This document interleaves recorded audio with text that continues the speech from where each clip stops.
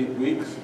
We've This got is a lot the of things book that we go to, and that you read I do use a lot of to get electronics, as to the you Bible see, study. online. We're So going you to have to put read the this, we're book filming this or just today, follow and the next 8 weeks, 7 all weeks the of stuff this. that's in there. That way you go back You read online, like 2 you chapters visit, or and if 3 you're not chapters able a to make week. it, at least you can But later all of on the catch stuff up that you're with us. reading is The already agenda, up there on the wall. which is here, everybody should have received an agenda in their email yesterday. And something I'll show you about with my clicker. The agenda, when you get the agenda in your email, unless I forget, this is the email itself. I'll copy and paste it, but if I make any changes to the agenda, you'll know because right there, there's the link to the agenda. If you click on that, you'll actually pull up the live document. If I'm making a change just before you pull it up, you'll have it there because that's the link to it. So we'll go ahead and click on that. And that's stored out in the cloud, as we talked about last time, in Google Drive. So there it is, that's the real live document. So there, you know, outdated material, it's always live. So if I got a typo there and I didn't catch it yet, you'll see it. And believe me, I thank God and Microsoft for a spell check. So, all right, so we're pretty much through most of this. And everybody can hear me okay, correct? All right. Okay. Roll call, real quick. There's a sheet back there with names on them. If you were here 2 weeks ago, you should check to mark that you were here and make sure your information is correct. If you weren't here, this is your first time attending, welcome. There's a couple new faces I see, and thanks for attending. And make sure you fill out your information on that sheet. All right, even though we may know each other, that way I make sure I get it on the right sheet. As in, even though Dylan and I knew each other quite well, and he's part of this, guess who was off the distribution list, wasn't getting all my emails this past week and a half? Dylan, because he wasn't on that sheet.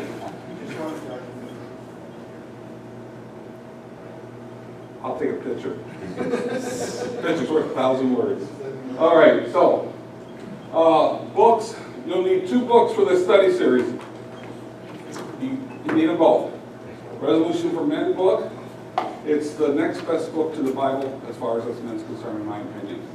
And if you'll read it, you'll understand why, right? So, and a few of you have been through the book. I made it quite a way. Did you finish it by yet? I know you were doing pretty good on it. No, not yet. Okay. Does anybody not have this book? Go back to the table and grab it. The study guide, you need it also. That's where our lessons are based out for these next 8 weeks. Okay. Now, there's movies back here. If you don't have the Courageous movie, that's where this all came out of. Grab the movie and watch it. Back at that table. They're gone? They're gone. They're gone. Oh no. Sean? How much is study books and regular books? $9 to $10. If you want to take them, if you want to pay for them, that's fine. That's the way I work things. Okay, Sean, give him your resolution book. My name's in it and everything. Doesn't matter. I've got more. Here's the resolution. I'll get you the study guide. Okay? I will get you the study guide. When you get your new one, I'll give you this one back. It's covered. And it's got Sean movies on it. So, the Sean guy, some of you guys are new this week. That's my son back there. And I encourage all men to bring their son out, or the one that they're a fatherly figure to. All right. All right, let's get going. So, all right, we are going to be really cramming in today. The first meeting like this is hard because typically each session deals with 1 or 2 chapters in the book and covers the highlights and things. Well, today we've got to cover chapters 1, 2, and 3, which are not covered in session 1, as well as 4 and 5 of the book. Because there's some pretty important stuff in those front chapters. Okay.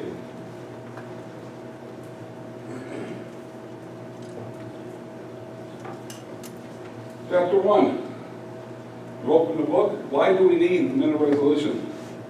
Why do we need men who will take the resolution, live by it, take the Bible, and what God has role for us men is defining so clearly in the Word. I mean, until I went through this study series myself personally, I did not know a lot of the things in here about what a godly man's role is. Okay. Ephesians 5:14-16. TLB is the Living Bible. I typically use a New Living Testament, but I pull up a lot of different scriptures in that, and and you'll see here. Where's my pointer? Oh. There. These are hot links, okay, that are in the agenda. The agenda, later on, you guys all get this email. You want to go back through and review. If you need to catch up with your book and that, it's all here, all the information, so you don't have this. The living, breathing document. So, that is why God says in the scriptures, awake, O sleeper, and rise from the dead, and Christ shall give you light. So be careful how to act. These are difficult days. Don't be fooled. Be wise. Make the most of every opportunity you have for doing good. Okay, those who read the book know the story about Jack falling asleep at the wheel. How many of us have fallen asleep in our life, in our marriage, in our job? We just get in a rut. I mean, discipline and patterns are good, but there's time we just get complacent with where we are, and we're just going through the motions. We're not actually living anymore. We're just walking.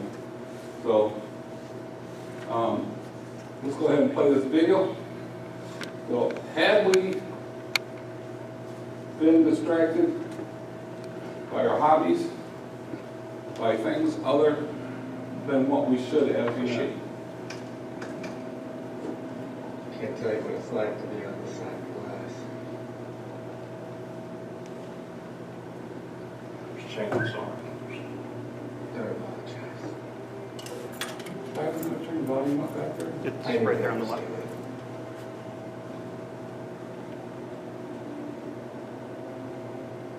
I guess somewhere along the way I let go of the wheel.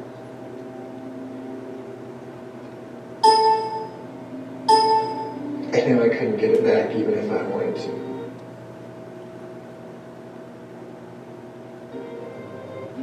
Can't tell you what it's like to be on this side of the glass. Shane, I'm sorry. Don't apologize. I knew what I was doing.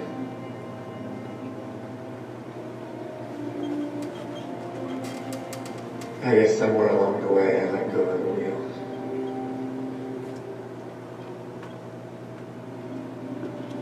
I knew I couldn't get it back even if I wanted to. Shane, you've got to get right with God first. And then you've got to get right with yourself. I'm lost, man. No. You haven't lost him. He's hurting, but you haven't lost him.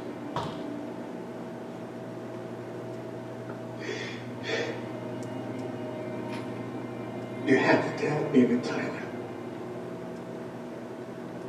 He needs someone to look out for him.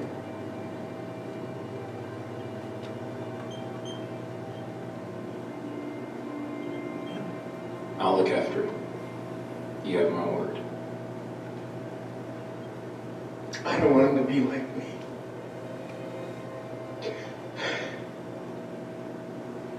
Adam, I'm sorry.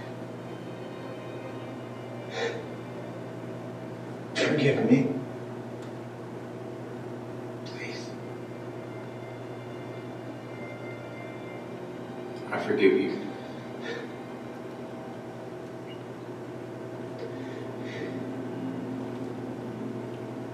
Listen, I'll come see you again, all right? Okay. Hey. Don't ever let go of the wheel. Never.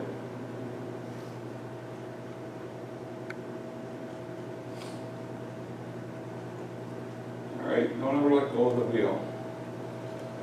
That ties in with the story about in the beginning of the book, as well as many of us in our lives. You know, there's There's people all around us that have let go of the wheel. A lot of husbands let go of the wheel. The wife has to step into a role and be a father or mother type figure to the children. While the guys are off with the buddies always fishing, nothing wrong with fishing. That's one of the best places to think about nothing. So, but we get the priorities and we let go of the wheel and our wives take over. Our parents let go of the wheels and somebody else has to step in. That's why I was blessed with that boy back there. So it's been in my life now 5 years. He's now my adopted son, and God sure used him to make me a better man, that's for sure. So there's things all around us that people let go of the wheel, other people have to step in. And in our lives, as a man, as a husband, and a father, those three things we have to worry about. And be on guard not to let go of the wheel and to serve our role. Now, mind you, this is going to cause conflict because, you know, your wife may be weary, wore out, and she's in this take charge mode. And if we see things that we try to adjust where we know that we have been lacking as men or we guide other guys to help lack, that will cause conflicts because it's not what they're used to. And they think they always have to do this instead of trusting and relying on you. So some of the things that we need to ask ourselves, again, is our wife weary, wore out? Is the marriage lack in clear direction, romance, improvement, intimacy? Are our children, young or old, emotionally distanced from you in spirituality, apathetic towards God? Apathetic is showing or feeling no interest or enthusiasm and concern. And one of the points on that, and the Bible mentioned the Conqueror series, that's a study series for men, especially, on sexual purity. Okay? It does deal with the addiction, how the brain wired, and how science is now caught up to prove what the Bible said 2,000 years ago. Your lifestyles, the way you live, drugs, getting the pornography addiction, stuff like that, changes the way your body is wired, your brain. The brain is a magnificent thing. You know, what I learned about the brain by getting educated with that study series is amazing what, you know, God created with us and up in here. But they've come to find out that 2, 3, 4 generations later, the things that you do to your body and you have children affects your children, grandchildren on a gene level. So science is now, again, proven the Bible right.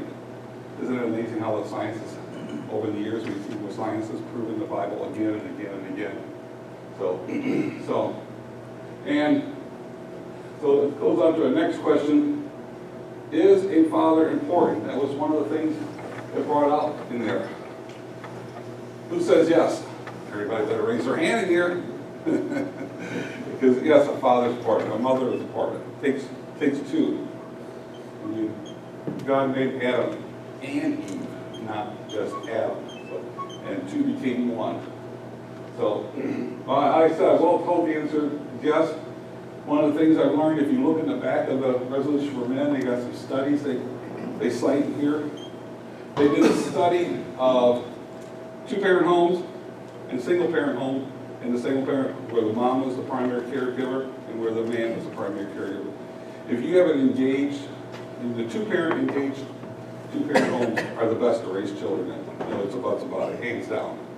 But if you have a single parent and there's a father that's engaged with the children and a mother that's engaged with the children raised in the father home do better than the mother. Why? I don't know. I know what I'm like as a guy, and sometimes I wonder if I'm a good influence, because us guys are kind of strange, at least this one is. But yes, surprisingly, believe to what a lot of us would have thought, the children raised because of the discipline structure and that most of us guys have, and the logic and reasoning. I mean, typically guys are more logical and straightforward and less of emotional than a woman is. Except this guy. I cried at least more than my wife, I think. So, but many men and boys, and why? I should say I'm jumping ahead there. What's missing? We just look back at the decline of society. What's missing? A lot of single-parent homes. The father figure is missing. The structure and discipline of a family is missing. That's why our society, well, I mean, divorce rate's like 55–60% for first-time marriage, and it's even higher for second-time marriages. So it's incredible. And a lot of children that are fatherless or motherless, born out of wedlock. It's incredible. It's just, it's sad what's happening to our country. And, you know, I've always said, wherever goes to family, goes to country. And we're seeing that in these past decades, few decades, how the family has been diminished and how our country is diminishing. So, and that's why you'll see me, I wear like today, I'm wearing my Honor Begins at Home shirt, because that's where it starts. The country and society and everything begins at home with each of you guys. In your own home, it starts. In my home, in your home, it starts. So, so a father is missing. So, I want to hear some suggestions. What do we think is the definition of a man? Unless somebody cheated and already looked at this. Anybody?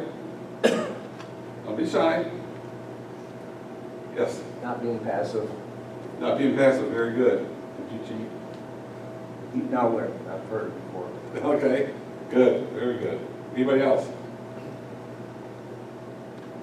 I mean, I can tell you that passiveness does help save arguments in marriages, but it's not the role God wanted us. So if you ever want this for the future, and this is in your book, and it's here in the agenda because it's very important. There's a link, you click on it. This is the, oh boy, did I put the wrong link in here? No. Yeah. This is, a man is an adult male. This is all the scriptures defining a man. First of all, the age of a male, roughly 18–20, adult male is where you start. All right? Who accepts his masculinity, not being passive. You know, steps up, steps forward, speaks and acts with maturity. You know, no longer talking about cops and robbers and playing games and things like that. Speaks and acts with maturity. I am really working on that one. I'm still a big kid at heart. The guys that know me well, that's why they're chuckling.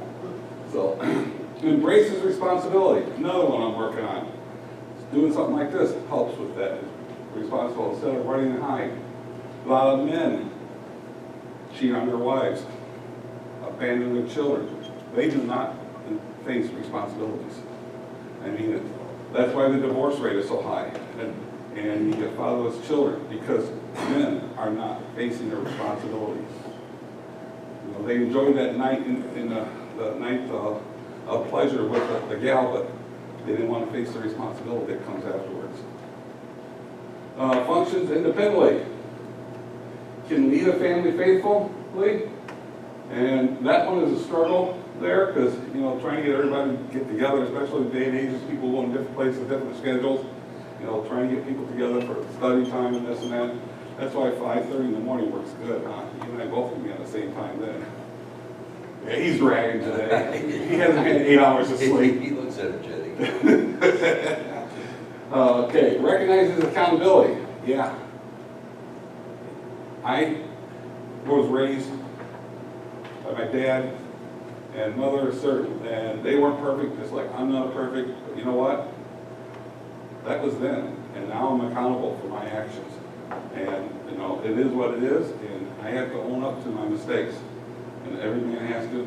And an image bearer of God. That is, when you make it to that point, that's so awesome because we are going to reflect God. When people look at us, they see God. Just like a quote I used this past week, one of my daily thoughts. Out of 100 people, one reads the Bible, the other 99 reads the Christian. Think about it. Of all you men in this room, we have different people we have influences in. They read us. And how they see and read the Bible is through us. So how we live our lives 24/7 is very important. Okay? Any questions or thoughts or comments? That's the definition of a man.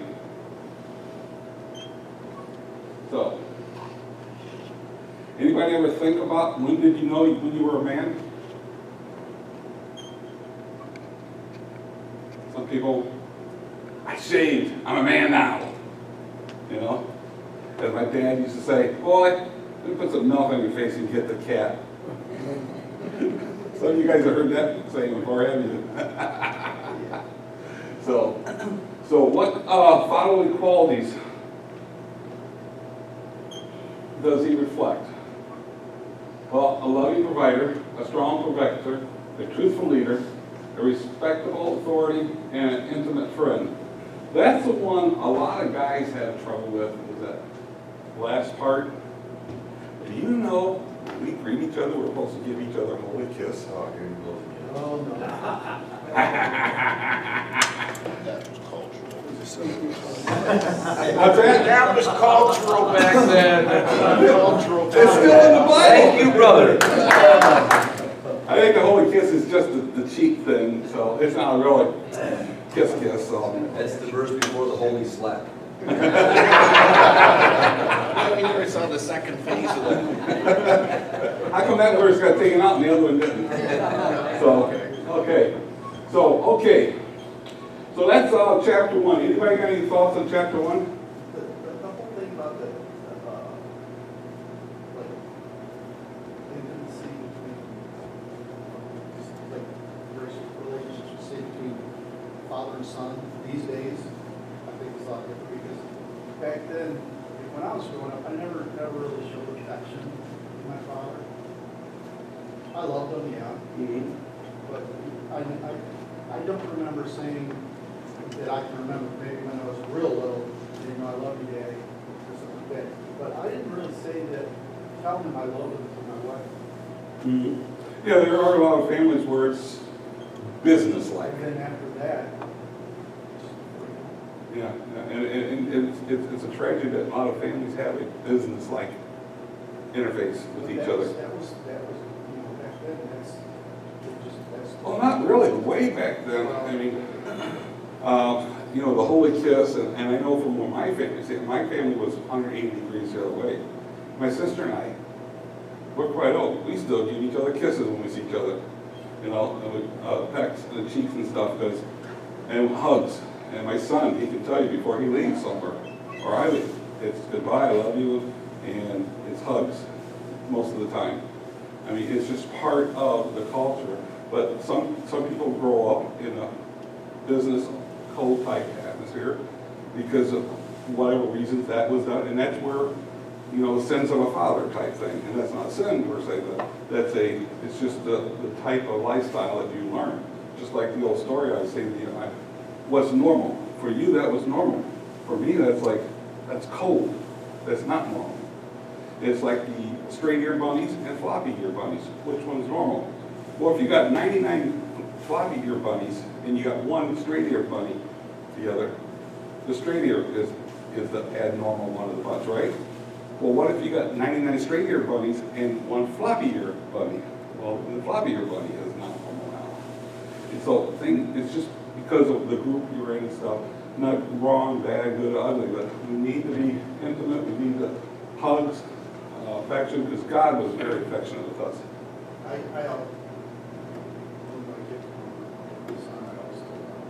Yeah. This way. I think too, it depends on like the person. Like my wife, she's one that needs that affirmation. Like she needs to hear, I love you. Whereas I'm more of a, I'd rather you show me. Like show me you love me by the way you act. Show me the way you love me by what you do for our family. That's how I don't care if you say, you can say, that's like for me like an apology.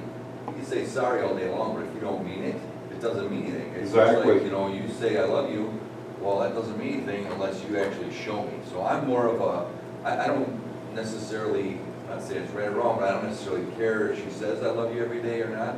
Just show me, you know, by the way you act. I'm greedy, I like it all. But that's what I mean. There's different needs, you know. Like she needs to hear that. Yeah, that's the 5 love languages. That's something a good study to get into the 5 love languages: affirmation, words of affection, the gifts, service, I forget them all. 5 love languages. It's great, I bet it, but that's what you're talking about, the 2 different love languages. Yes? I'm just thinking how important this is that we're getting together to do this, because we're living in a world, we're talking about male and what's a male, and, you know, defining that. We're living in a world today that's trying to say, well, gender identity, you really don't know whether you're a male or, you know, how men are, I just think we're just in a terrible spot at this point in time where we gotta get back to the basics. What does biology say? You know, what are, And you know, that very statement is in the book that says about how society is trying to dumb down the man, because if we men function as our role, you look at history, good or bad, thing changes. You take Hitler as a bad example of a man gone bad, but a leader, what he did, how he rose the country up out of the Depression and the terrible economic times. And you take other great leaders. You take George Washington, a humble, leading man. You know, he didn't run for president, but he was, you know, everybody wanted him. If you ever read the story about George Washington, he had to be begged just about to be the president of the United States because that wasn't his way. He wanted to go back and farm. You know, he just wanted to farm. He served his country, and now he wanted to go back and farm. But he stepped up. He was a very godly man, very godly man, and he went what God called him. So yes, very, very important, and that we all can be seeds in our different circles of friends to help bring back manhood. Not just gender identity stuff that we talk about, but yeah, manhood. I mean, men are not better than women. We have different roles. Men typically have a certain type of personalities and thought pattern, and women have a certain different one too. We're wired differently. Our Creator made us that way. I always say the yin and the yang sort of thing, type of thing. We just fit together. No two become one. 2 bolts can't come together, can they? Or 2 nuts can't come together. Well, some in California, I forgot about that. But, and now this is going to be online, I forgot about that. Trouble! That's okay. By the way, if something you guys should always, anybody that's on Facebook, if you've got anybody take on that starts talking about the rainbow and all that stuff, tell them thank you for reminding you about God's covenant promise, the rainbow, how he would not destroy the earth. And the rainbow is a symbol of God. And thank them for showing them on their Facebook. I use that all the time. They don't like that.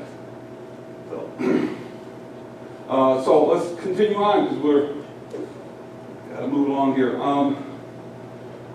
So have you ever thought about what it'd be today if your father figure was not in your life? Think about it. Many of you guys had probably awesome father figures, or you had some type of event in your life that put you into this room today. There's pretty much, or somebody said there was food here, and that's why you're here, Jason. But no, it's because of our fathers and that, and what they have done. So what would you be? The story of Timothy in the first chapter of the book is about the parts, different ways his life went. If he had a different father, and if he was a different father, how his kids turned out. So think about what your life would be. Would we be like that man Timothy that God showed us in the book? Because the story starts out that God comes to this man, Timothy, and says, here, I want to show you something. Sort of like a play on the Christmas Carol in that sense. But so have you thought about our actions, or should I say lack of, affect our children here and in the future? Because, I mean, we know the statistics. Alcoholic fathers and mothers, drug abusing fathers, mothers, what kind of children do they raise? Same, pretty much the same. You know, and their children then, but things are getting worse and worse with each generation. It's because of what I call the Xerox principle. Anybody ever heard of the Xerox principle? You take a piece of paper. It's not as bad as it was in the early days of copy machines. You take a piece of paper, make a copy of it. Then you make a copy of that copy, and make a copy of that copy, and it gets distorted and worse with each generation. That's the Xerox principle. It's not as bad today because there are a lot more precise equipment. But yeah, that's what's happening in our families. Our children are copying us, but they're worse. And then their children copy them. And that's the demise of this country, and many countries, and many families and generations. So, so just think how these little steps we stray away from our roles affect generations to come. Again, look at today's society. Examining a most family tree and its members can see that the slippery slope and hiding from the role of a man does. Examine two brothers. One takes the role of a man as God intended him, and the other does not. One chose to become a chain breaker, and the other became captive in the chains of sin. That pattern is what brought me to my third son. I am living that right there. My father, he's not here, he's had other commitments. My father was here last time, but I've got another brother where the tree my son came from, and it's very true. We came from the same gene pool, my brother and I, but where we took the accountability and where we took the lifestyle affected our children and our children's children. And so, you know, this here is so true. How you in all of your malehood will affect your generation and the next generation. Wake up, son. I'm talking about you. You know, if you get up and walk around, it'll help you stay awake. He always says he can keep up with big dogs. All right. Get some coffee, son. So, and speaking of chain breakers, that leads me to the next one. Become a chain breaker. 2 Corinthians 5:17. This means that anyone who belongs to Christ has become a new person. The old life is gone, a new life has begun. That is so true. We have our past. You can never change the past, but you can only change the future. And we will fail. But the difference between a man of resolution and the other man is that we'll keep trying. We're keeping trying to get that touchdown. You know, keep going, keep going. I mean, there's 4 plays in a football. In the football game, you have 4 downs to get 10 yards. If you gave up the first time because you didn't get a first down, you never get a first down because most teams don't get a first down the first time they run the ball, right? So we just got to keep trying, keep going for that first down. We may get knocked on our butt a few times. You know, I've been there. I've been knocked on my butt, but we got to keep trying.